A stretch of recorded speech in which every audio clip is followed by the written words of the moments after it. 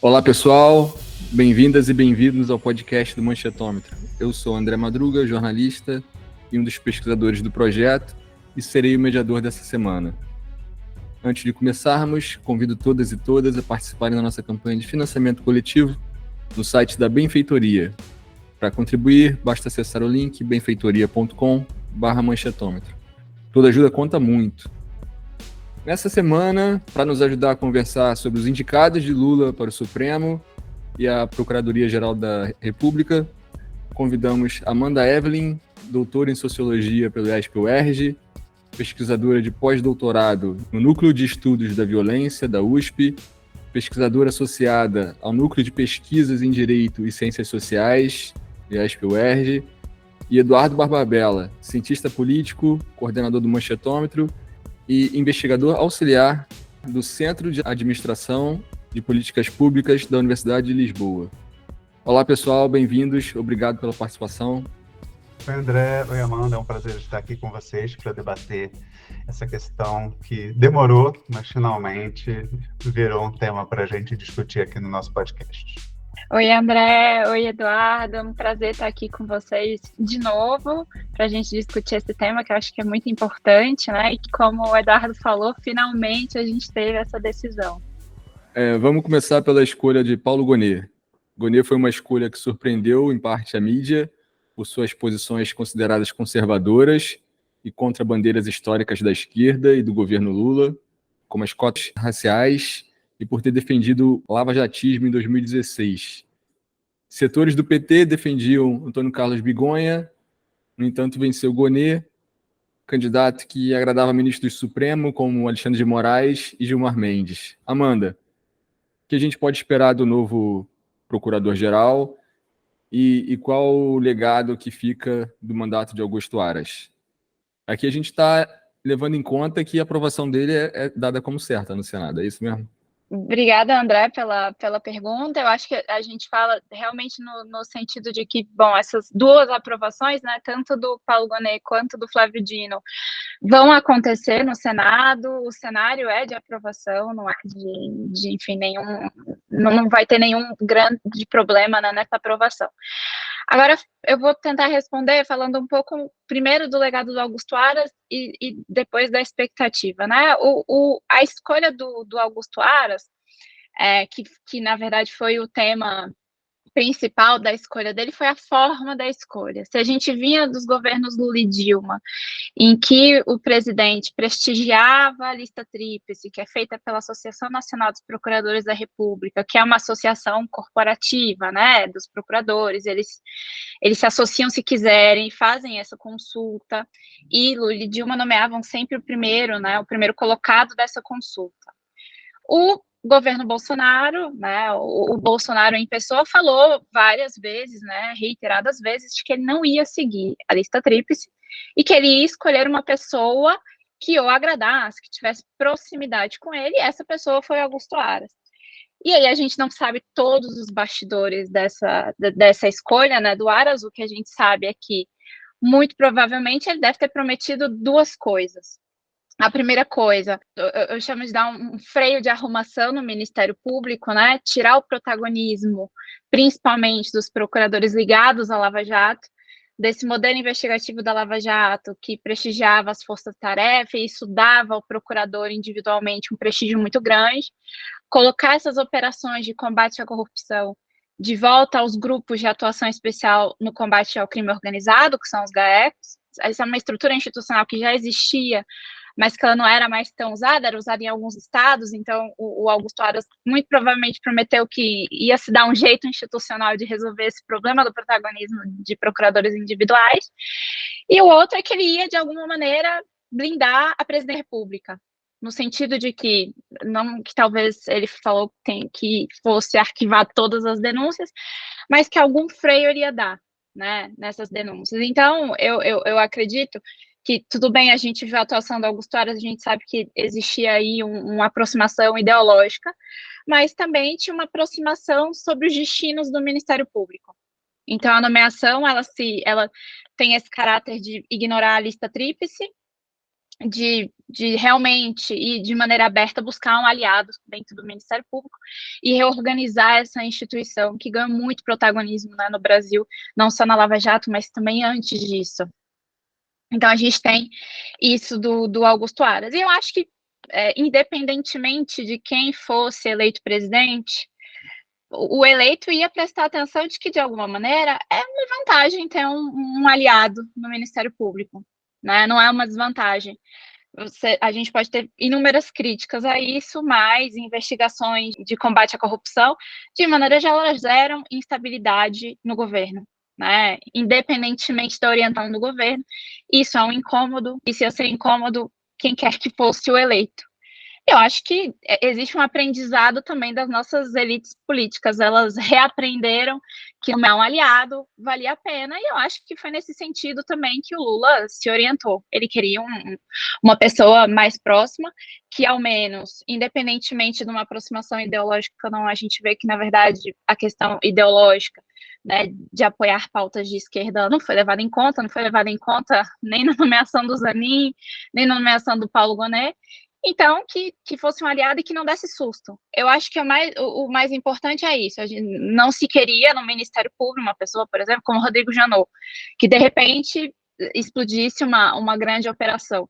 Então, acho que o Paulo Gonet muito provavelmente fez promessas talvez um pouco parecidas com Augusto Aras, numa questão de blindagem, diminuição de ritmo das operações, de continuar esse freio de arrumação dentro do Ministério Público. Eu só não acredito que ele vai ter posicionamentos ideológicos tão conservadores quanto Augusto Aras, que não é a tocada do governo, a ideia de ser uma coisa um pouco mais discreta, um pouco mais institucional, mas que ofereça ao Lula um certo conforto de saber que pelo menos tem uma autoridade dentro daquela instituição que vai tentar fazer com que as coisas, que o governo, né, percorra um caminho mais tranquilo, que se fosse, por exemplo, uma figura muito militante, muito explosiva e incisiva, né, como foram outros procuradores. Amanda, aproveitando esse ponto e aproveitando que você é uma especialista no tema, eu não posso deixar de perguntar para você o que significa o lavajatismo do Gonet, pensando, por exemplo, você falou muito sobre ele não dar sustos como o Janot. Mas, por exemplo, nós estamos num momento, vamos dizer assim, que as instituições revisitam e revisam a Lava Jato. O que foi a Lava Jato, que o legado dela é positivo ou não. Hoje é uma discussão sobre isso, né? Principalmente o Supremo questiona muito como as questões aconteceram. O Gonet ter um passado lavajatista, na sua opinião, isso pode afetar, pode dar freios a esse tipo de ação dentro do Ministério Público de revisitar e repensar as decisões?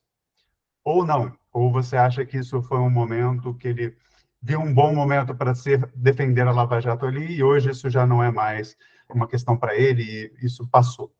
Eu acho, Eduardo, que também tem uma questão estratégica. Hoje não é estratégico ser lavajatista, especialmente se você quiser alcançar um lugar hierarquicamente superior nessas instituições, porque o governo não é lavajatista, não vai apoiar qualquer coisa parecida com a Lava Jato, e eu não estou me referindo aqui a dizer que o governo não vai apoiar operações de combate à corrupção, acho que são coisas bastante diferentes. Eu acho que a ideia é que o Ministério Público realmente perca protagonismo, né, que se essas operações acontecerem, que elas aconteçam de maneira muito mais institucional, né, em nome do Ministério Público, que é em nome da Procuradoria específica, que a gente saiba os procuradores, que a gente veja coletiva de imprensa, etc. e tal. Eu acho que estrategicamente, inclusive, para o Gonet não é bom, né, frear essa reorganização. Eu acho que isso não deve acontecer, porque também esses atores eles estão muito atentos aos ventos da política, né? Eles sabem que isso não vai prosperar. E também porque eu acho que é isso, no momento em que ele era lavajatista, era estratégico também ser lavajatista. E eu acho que no longo prazo e com alguma distância temporal, a gente vai poder fazer, inclusive, rever, né, como essas pessoas foram revendo as suas posições em relação à operação. né, não só os líderes dessas instituições, mas inclusive a academia, etc. Todo mundo, em algum ponto, defendeu ou discordou, e aí a gente vai poder caminhar com alguma distância temporal disso. Agora, eu acho que é isso, não é estratégico, eu acho que não vai ter uma reviravolta lavajatista, né, nesse mandato do Gonê. Eu acho que realmente é pensar em como institucionalizar, normalizar a instituição do Ministério Público. Acho que a gente não vai ter susto. Acho que a ideia da nomeação era essa, não ter susto.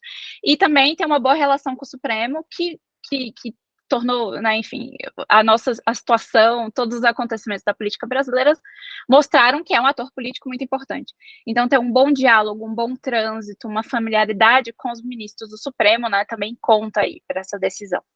Por falar em Supremo, a gente já emenda a nossa segunda pergunta. Se a escolha da Procuradoria-Geral da República movimentou os poderes da República, a escolha do novo ministro do Supremo movimentou ainda mais. Após a indicação de Cristiano Zanin, os jornais apontavam que a segunda escolha de Lula ficaria entre Flávio Dino, então ministro da Justiça e Segurança Pública, Bruno Dantas, ministro do TCU, e Jorge Messias, atual advogado-geral da União. Além disso, vinham da sociedade civil organizada pressões pela escolha de uma mulher, de preferência negra, para a vaga de Rosa Weber.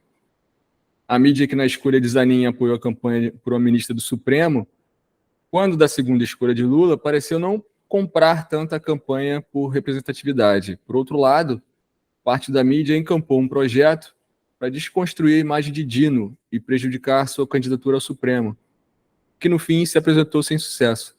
Dudu, como você avalia as duas coberturas e o que você acha que mudou nessa cobertura de uma escolha para outra? Então, André, eu acho que a gente tem 2 pontos nessa cobertura que são importantes. O primeiro é a cobertura do caso do Zanin e depois o Dino, né? A mudança que a gente percebeu.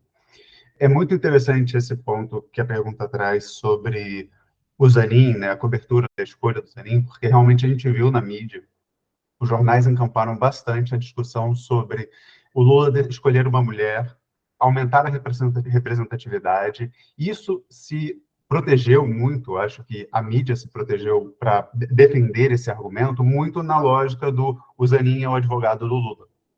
Então, a discussão que a gente viu era, eu acho que, infelizmente, era menos sobre a mídia encampar, de fato, a representatividade e mais a mídia criticar a decisão do Lula de escolher o seu advogado para o STF. Para mim, isso me pareceu muito um discurso muito mais de conveniência do que de apoio à decisão de se escolher uma mulher para você ter uma menor disparidade entre homens e mulheres dentro do Supremo.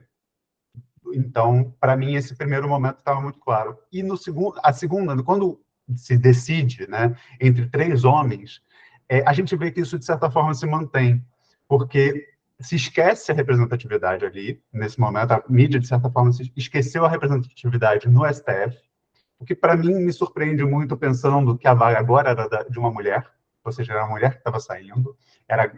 Assim, se na primeira decisão ia ser interessante, porque você teria 3 mulheres durante um tempo, agora acho que era ainda mais interessante você encampar esse discurso, porque na representatividade você estava apresentando um Supremo que teria uma mulher só e não 2. Então, ainda se tornaria ainda mais importante essa discussão de representatividade ali, e foi escondida.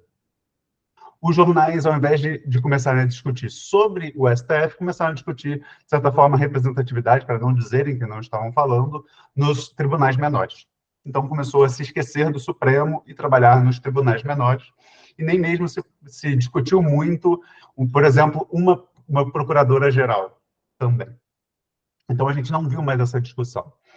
E aí, bem, resolvido a questão da representatividade, agora a mídia precisava discutir os 3 candidatos. E o Dino, para mim, nunca foi a opção da mídia. A grande mídia brasileira, para mim, nunca teve o Dino como seu candidato. Eu acho que temos um grande caso, né, como a pergunta traz, que para mim exemplifica muito isso, que é o caso da cobertura da visita da primeira-dama do tráfico de drogas do Amazonas ao Ministério da Justiça. E por que isso? O nosso relatório do Observatório das Redes traz um pouco dessa discussão, para quem tiver interesse em analisar, mas esse caso é muito importante, por quê? Porque a notícia, que de fato é uma notícia, ela não se dá de forma completa no início. Então, a falta de informações que a notícia traz, né, ou seja, a ausência de informações importantes, como, por exemplo, se o Dino sabia disso, se o Dino estava nas reuniões, se o Dino estava consciente da presença daquela pessoa que teria associação com o tráfico de drogas dentro do Ministério, a falta dessas informações trazem uma dúvida e fazem pairar no ar uma dúvida de que o Dino estaria dentro dessa rede que permitiu que a primeira-dama do tráfico do Amazonas estivesse dentro do Ministério da Justiça. E depois, quando as informações vão sendo descobertas, ou seja, se descobre que, na verdade, foi uma ex-deputada que permitiu que essa mulher entrasse dentro de uma comitiva, essa mulher estava dentro de uma ONG, enfim, era uma outra discussão que, ao final, se descobriu que o Ministério da Justiça nunca teve como saber que a mulher estava indo até saber, ou seja, o Ministério da Justiça tem um problema grave de não ter informações de comitivas, ou seja, o problema é outro, e primeiro, ou seja, precisa dar uma lista para o Ministério da Justiça saber quem vai entrar e quem não vai entrar. Quando se descobriu disso, começou uma história de que o Dino estava tentando esconder e proteger as pessoas dentro do Ministério da Justiça. Então, a informação que se trouxe era sempre na tentativa de desconstruir a figura do Dino como uma pessoa correta, uma pessoa certa, uma pessoa que talvez fosse boa para o STF. E a escolha do Dino como ministro do STF, para mim, passa muito pela crise que a gente teve nas últimas semanas, né? A crise que você tem com a PEC do Supremo, você traz, de certa forma, uma discussão importante que significa que o Lula, como presidente, precisava dar uma resposta, tanto para a sociedade quanto para o Supremo. E o Dino é um pouco essa pessoa. O Dino é a pessoa que traz essa imagem para os dois lados. Os dois lados se agradam com essa decisão. Agora, a mídia não gostou. A mídia claramente não gostou dessa decisão nesse primeiro momento. Inclusive, antes da gente começar, a Amanda trouxe aqui uma história, né, que já havia acontecido, eu não tinha visto antes, mas depois vim procurar aqui, e de fato, isso é um fato muito curioso, que é o caso que a CNN vazou que o ministro do Supremo seria o Messias, né? Seria o Jorge Messias, que era o candidato do PT, e isso foi uma forma de você, de certa forma, testar o nome não caiu no agrado, e acabou que, ao final, a decisão não foi essa também. E eu acho que isso é um pouco essa dinâmica. A mídia, de certa forma, também testou. Ela talvez preferisse o Messias, ou até mesmo o Bruno Dantas, que era o ministro do TCU, e talvez para eles fosse mais interessante, pensando em um gráfico que correu às redes outro dia, que era sobre ter conhecimento jurídico e indicação política. De certa forma, talvez o Bruno Dantas fosse mais jurídico do que político, e o Dino, de certa forma, traz um pouco dos dois mundos, e é alguém que estaria mais alinhado ao PT, e à esquerda, principalmente, do que a grande mídia gostaria, mas, isso é muito importante destacar aqui, não é o Zanin.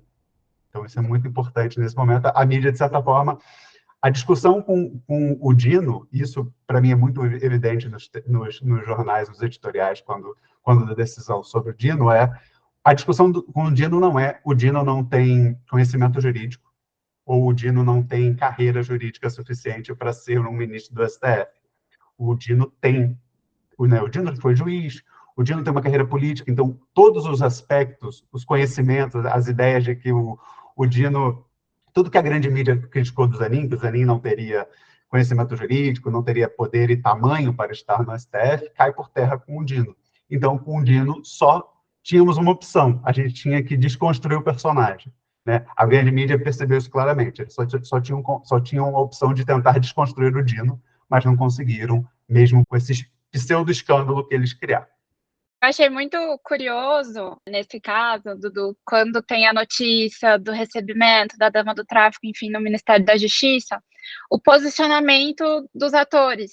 Então, o Lula foi no Twitter dizer que havia uma grande campanha de difamação contra o Dino. Os ministros do Supremo, alguns ministros que são mais ativos em redes sociais também fizeram isso. Então, houve uma defesa do nome, que aí você vê que foi completamente diferente da reação, por exemplo, do vazamento lá da CNN com Jorge Messias. não teve esse concerto de atores institucionais importantes em dizer, não, gente, calma, não precisa criticar o Messias assim, é um excelente quadro, ele tem uma carreira também, assim, tem, né, tem outros predicados, poderia ser ministro, mas com Flávio Dino foi imediata essa reação, e eu acho que isso aí também reafirmou a vontade do Lula, né, porque a vontade é dele, a escolha é dele, então todo mundo referendou, falou, olha só, não, Dino é um ótimo candidato, coloca ele que a gente resolve o resto. Então, acho que isso também foi importante, apesar de ter sido um momento de bastante tensão, que poderia ter realmente queimado ali a possibilidade de indicação, na verdade, reforçou, né? Os atores institucionais foram lá e abraçaram a indicação. Então, no fim das contas, foi positivo para o Dino, né? Exatamente, ao final da discussão, o Dino saiu mais forte do que se esperava. E a discussão, na verdade, trouxe um outro questionamento sobre a forma como a grande mídia estava trazendo as informações. Tanto que o Supremo, vamos dizer, de certa forma, o Supremo responde ao que acontece, criando a decisão sobre os jornais podem ser imputáveis a partir das opiniões que eles trazem. Então, você, de certa forma, traz um alerta, que você precisa ter cuidado com o que você está falando, o que você está trazendo de informação, porque se a informação não está completa, você está, de certa forma, prejudicando algum personagem importante. Dando continuidade, a escolha de Lula por Flávio Dino é considerada por alguns como uma decisão de alguém que transita entre os dois mundos da política e do direito, como o Dudu disse. E nos últimos meses, esse tipo de ministro parece cada vez mais uma realidade da corte. Amanda, como você avalia a escolha do Dino para o Supremo? A gente sabe que ele possui alguns posicionamentos até conservadores, mas o que podemos esperar quanto à correlação de forças agora dentro do Supremo? Podemos dizer que foi mais uma escolha errada do Lula? Dizem que o Lula tem um dedo podre para escolher para o Supremo? Ou é cedo para afirmar? Olha, eu fiquei até brincando quando eu fiquei pensando na resposta, porque eu fiquei pensando assim, bom, a escolha errada não foi porque só tinha que agradar uma pessoa, é o Lula e ele tá feliz. Então, no fim das contas, bom, a gente só vai saber, a gente só vai, né, porque eu acho que ligam muito, por exemplo, na escolha do Toffoli. O Toffoli tinha uma ligação histórica ali com o Partido dos Trabalhadores, aí foi para a Suprema Corte, teve posicionamentos muito complicados, e aí falou, putz, a gente devia ter escolhido outra pessoa. Mas acho que não, acho que, por enquanto, acho que foi uma boa escolha. É uma escolha que, na verdade, ela reafirma o que o Supremo é. A gente tem vai ter um ministro que tem uma carreira jurídica e uma carreira política de importância, de sucesso. Não dá para se dizer que Flávio Dino não tem notório saber jurídico, né? Não dá para se dizer que Flávio Dino não tem experiência política, ele tem os dois. Esses critérios, eles são muito complexos, né? A gente tem anos aí de pesquisas, e eu sempre cito o Fernando Fontainha, professor de ESP, que também foi meu orientador, que fala sempre isso, né? É um conjunto de predicados que formam um ministro do Supremo. Flávio Dino tem todos eles. Então, e não foge, né, não só desse momento atual da corte, mas na verdade o que a corte sempre foi e que na verdade hoje está muito evidente para todo mundo.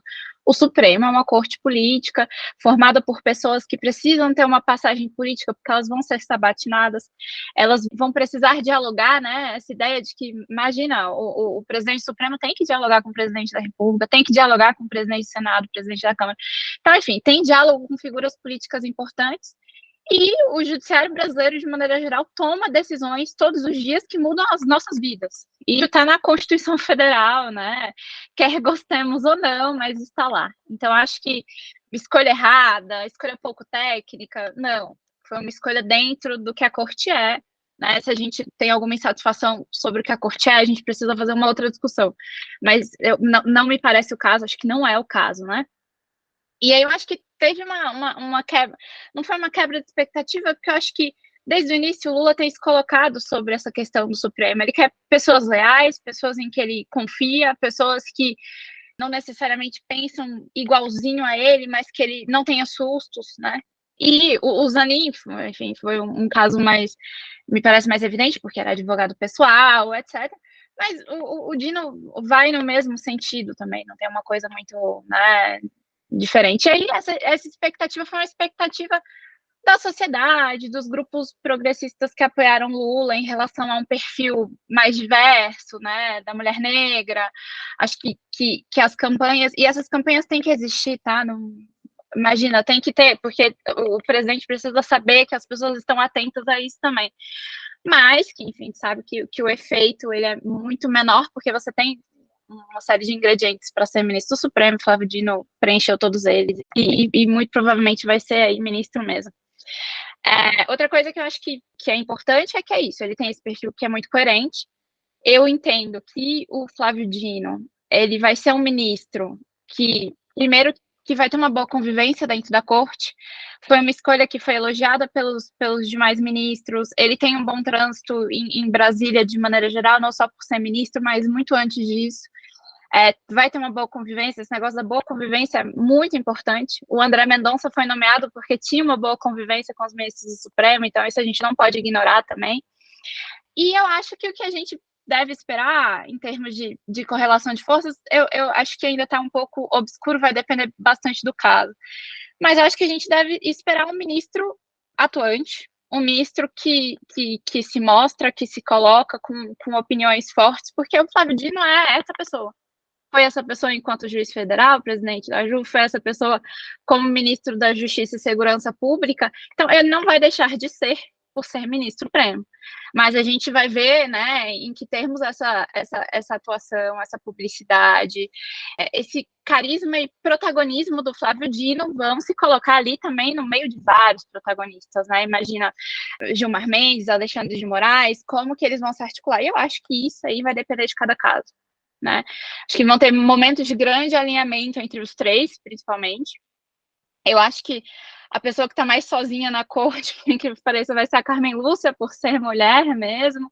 A gente tem pesquisa sobre isso, né? O quanto ela é interrompida, e eu acho que isso tende a piorar, ela vai estar mais sozinha, não em termos de posicionamento, mas por realmente ser a única mulher.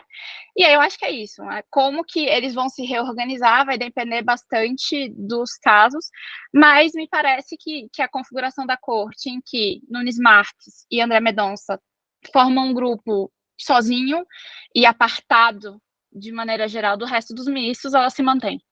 Não tem uma grande alteração com a entrada do Flávio Dino, né? O Flávio Dino acaba entrando, igualmente com o Cristiano Zanin, do lado oposto a André Mendonça e Nunes Marques, não por uma questão puramente ideológica, mas por um destacamento que eles dois realmente têm em relação ao colegiado, né? Então, mas como que vai ficar, né, como que esse mapa fica, eu acho que a gente vai ver quando os casos começarem a vir e quando as decisões começarem a vir, especialmente decisões de plenário presencial, porque as de plenário virtual, elas normalmente têm uma repercussão um pouco diminuída, né, depende da mídia noticiar, etc. Mas esses momentos de aparição pública, né, vão mostrar para a gente como é que fica essa correlação de forças. E eu acho importante, André, queria complementando um pouco o que a Amanda traz, eu acho que a decisão é boa, eu vou fomentar mais a questão política, mas apenas um comentário sobre o STF, eu acho, até para poder também perguntar para a Amanda depois sobre isso, acho que o personagem que a gente diria, fazendo aquela futurologia que todo sociólogo e cientista político adora, né? Só que não, acho que o personagem que o Dino, se espera mais que o Dino apareça, é o Alexandre de Moraes. Pensando que os dois vêm com a carreira, entre muitas aspas, ok, pessoal, mas igual, né? Ou seja, o ministro da Justiça que vira, o ministro da Justiça político, né? Porque os dois tiveram uma carreira política, que vira ministro do Supremo. Então, acho que é um pouco essa expectativa, ou seja, ser um personagem ativo, presente, e que esteja, de certa forma, com esse mundo da política afinado para discutir as questões políticas. Agora, pensando um pouco da decisão no campo político, né, eu concordo com a Amanda, acho que o Dino está mais do que aprovado, mas acho que a ida do Dino para o STF acaba trazendo a discussão sobre o ministro da Justiça, o próximo ministro da Justiça, né? Isso aí realmente traz uma discussão que é curiosa. Dizem que o Lula vai decidir por agora, ainda não. Hoje é dia 7 de dezembro, né? A gente ainda não tem uma decisão, mas os nomes trazem algumas discussões interessantes, né? Acho que as duas principais candidatas hoje são a Gleisi e a Simone Tebet. Então, são dois personagens que trazem duas perspectivas totalmente diferentes, mas que são igualmente importantes, né? Acho que a Gleisi tem um papel muito importante enquanto presidenta do PT e tem conhecimento jurídico, e talvez tivesse um aspecto mais combativo dentro do Ministério da Justiça, e seria também um pouco do aceno ao PT, ou seja, o PT não ganhou o Supremo, o PT não ganhou o PGR, então que o PT ganhe o Ministério da Justiça, né? Pode ser também um pouco esse prêmio de consolação, mas, ao mesmo tempo, você tem uma Simone Tebet, que é uma pessoa que vem do direito, que tem algum conhecimento de direito e que também aparece como uma personagem muito boa para ser a ministra da Justiça, até pensando que para ela seria muito interessante, porque ela estaria na vitrine, né, voltaria uma vitrine para pensar numa eleição futura, e também pode ser uma possibilidade para você retirá-la de uma pasta que é estratégica hoje também para o PT, que é uma pasta ligada à questão econômica. Então, você colocando a Tebet na justiça, você, claro, vai dar vitrine a ela vai ter espaço para trabalhar, mas, de certa forma, você também acaba mexendo na correlação de forças entre Haddad e Tebet e Steph Dweck. Então, você acaba remoldando esse sistema, e talvez isso também crie uma nova possibilidade na pasta e na área econômica, né? Então, são questões que a gente vai ver para o futuro, e também aí é importante a gente destacar que também é uma derrota, acaba sendo uma derrota do número 2 do Ministério da Justiça, o Capelli, porque isso acaba demonstrando que, principalmente, voltando à questão, né, de certa forma, aquela questão que a gente teve de representatividade, que a gente já falou. A crise que se teve durante a crise da Bahia com o Capelli, que principalmente foi uma questão de acusações de racismo a ele, né, trouxeram para ele uma derrota que foi não conseguir o Ministério da Justiça. Porque o que se diz é que o Lula ficou extremamente incomodado com essa questão. Então, você percebe aí que acaba também respingando no número 2, que, se você perguntasse, talvez, há um mês atrás, antes disso acontecer, fosse o nome natural que as pessoas dissessem, mesmo que elas discordassem, porque era uma pessoa extremamente em alta, que estava... Mas está em jogo também a divisão do Ministério da Segurança Pública também, né? Sim. Eu acho que o Capelli seria mais cotado, não sei. Pode ser, é uma possibilidade de dar algum prêmio de consolação a ele. Mas, de certa forma, ele perdeu poder ali. Principalmente, ele perdeu credibilidade, porque ele era o interventor do Estado, ele era o cara que resolvia todos os problemas. Toda vez que você tinha um problema, ele era o cara encarregado, ele, teoricamente, ia bem. E, de repente, ele perde a chance e a oportunidade de ouro dele, né? Porque ele foi totalmente infeliz no que ele fez, no que ele falou. Então, ele perde essa questão. Pode ser, e aí a gente vai ver no futuro, que haja um prêmio de consolação, e ele fique com o Ministério da Segurança para ele. Mas eu acredito que não. Eu acredito que, de certa forma, o PT mantenha, hoje, eu não apostaria em divisão de 2 ministérios. Eu acredito que eles vão manter o ministério como está. E aí, a decisão entre Gleisi e Tebet, hoje, eu acho, é aquela pura achismo, eu acho que hoje a decisão seria a Gleisi pelo que aparece. Ou seja, o PT perdeu tudo, o PT talvez ganhe um prêmio de consolação aqui, mas, para quem está ouvindo, né, não vão assustar se for a Tebet também. É por todo o espaço e todo o espaço e a pressão que ela pode estar exercendo ali, e é um papel que, para ela, não é estranho. Eu vou também, Dudu, em relação à segurança pública, justiça, etc., essa coisa do Ministério da Segurança Pública, que é um baita presente de grego, né? Porque a segurança pública é um problema seríssimo no Brasil, que as pessoas levam a sério, né? As pessoas estão preocupadas com segurança. Você tem essa onda de assaltos, por exemplo, no centro de São Paulo, no Rio de Janeiro, saída do show da Taylor Swift. Então, é uma questão latente, e é um baita presente de grego. Então, assim, também colocar uma pessoa que está um pouco queimada não é muito ruim, porque aí, de repente, é uma bandeira bolsonarista também, né? É uma bandeira bolsonarista, e é isso, é uma bandeira que até agora, o governo Lula não tem uma boa solução, né? Não tem uma Dizem que a excelente... esquerda em geral, né?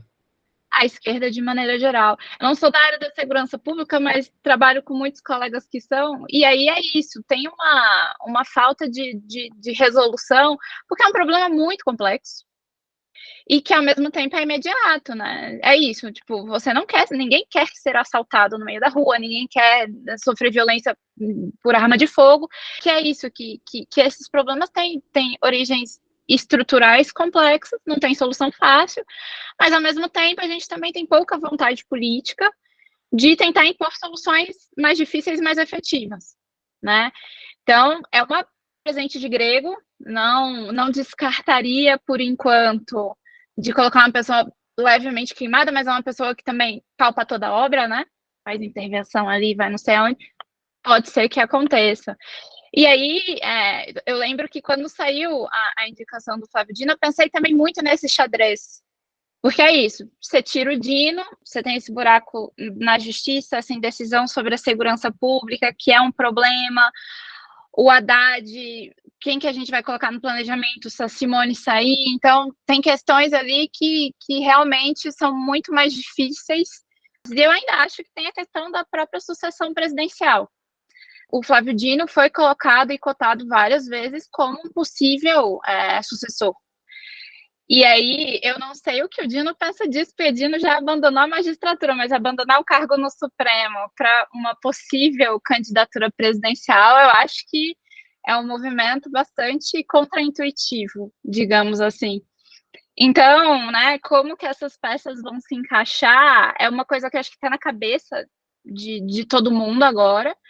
A gente não sabe como é que vai se resolver, mas que é isso, né? Me parece que o caminho que está se colocando para a gente é de cada vez a gente ter menos opções que não o Lula, né? O Lula concorrendo a uma reeleição. Eu, a princípio, não acho isso bom ou ruim, vai depender muito mais de como o governo vai se desenvolver daqui para frente. Então, essa falta de possibilidades, né, vai ser problemática ali para a próxima eleição ou não? Isso aí a gente vai ver.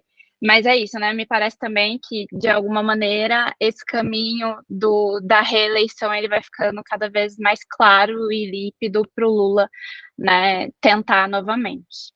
E só para pontuar o perfeito argumento da Amanda, acho que para ir um pouco além da reeleição, pensando na sucessão, o caminho para o Haddad é cada vez mais limpo, porque você cria um pavimento sem o principal personagem da esquerda hoje, que seria o Dino.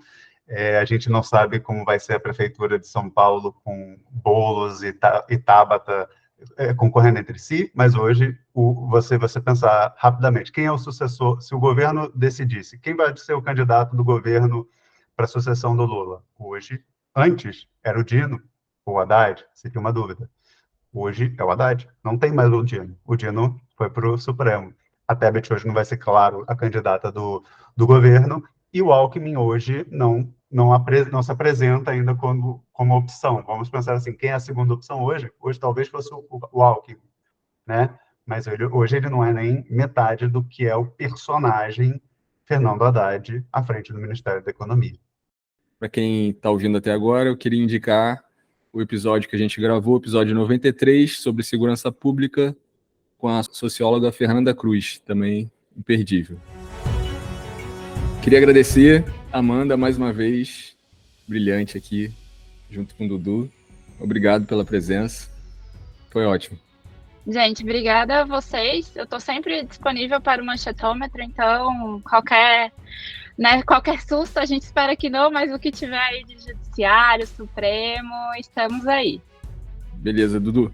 Muito obrigado, André. Muito obrigado novamente, Amanda, pela parceria. Sempre bom te ouvir e ficar mais tranquilo ouvindo a análise de alguém que estuda Supremo e Judiciário brasileiro, para a gente ficar tranquilo, que ainda tem muita água para correr, não dá para dizer nada ainda, mas que as perspectivas são boas para o futuro ministro do Supremo Dino. É isso. Para mais informação, acesse nosso site manchetômetro.com.br e siga as nossas redes sociais. Se você reconhece que a democratização da mídia é fundamental para a democracia brasileira, apoie a nossa campanha de financiamento coletivo. Junte-se a nós e colabore no link benfeitoria.com/manchetômica. Obrigado e até o próximo episódio.